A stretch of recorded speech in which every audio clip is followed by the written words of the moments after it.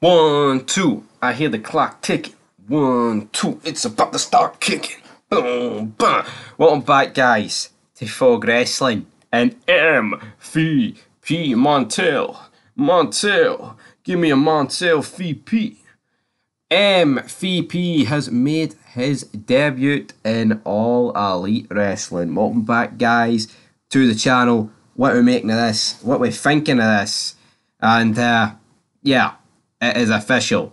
The MVP has signed with All Elite Wrestling. Apparently, the two sides came to terms on a deal about a month ago. And the question is, well, why is he here now? We will be doing a AEW Spring, AEW review later on tonight, where we'll talk about all the matches, of course. Who won between Moxley and Allen? Who won between Danielson and the big man, Nigel? The amount of people creaming their pants at that match is honestly embarrassing, my friends. But anyway, no DQ, no disqualifications, no rules here when we talk about MVP, of course. Pretty much ever since Vince McMahon has left, it's all over. Alright, it is absolutely all over MVP, because for whatever reason, he just doesn't get along. Right? He doesn't get along, big man. So for whatever reason, I'm not too sure. I mean, he doesn't get on with Chris Jericho. MVP doesn't get on along with a lot of people, but this was during the 2024, obviously, Grand Slam edition of AEW Dynamite. Prince Nana spoke to Tony Schiavone and revealed that Swerve Strickland is not fully cleared to return yet because he's got a needle hanging out his mouth. But then, in his debut with AEW, former WWE star, MVP interrupted Nana's promo. He put over Swerve's title reign, but blamed Swerve's recent failures on management. MVP handed Nana a business card and said they can talk business when Swerve is ready to take himself serious again.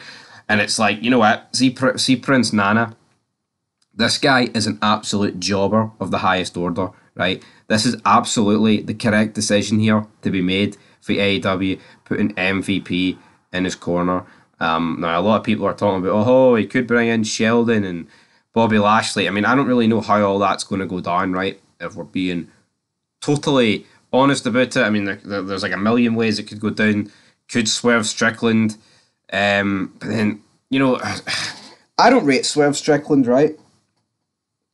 But whether or not I rate the guy is irrelevant, because the guy is a former world champion, literally not long lost the belt, right? There's no way they're going to bring in like Benjamin and Lashley and have Swerve Strickland play second fiddle to them. That just doesn't make much sense to me. I don't see much market value in that. So for me, that's not probably going to happen. But I guess what you could see in turn is maybe could Bobby Lashley play like a mentor? But then I think Bobby Lashley, right? He's old now. He's like, what, 48, Bobby Lashley?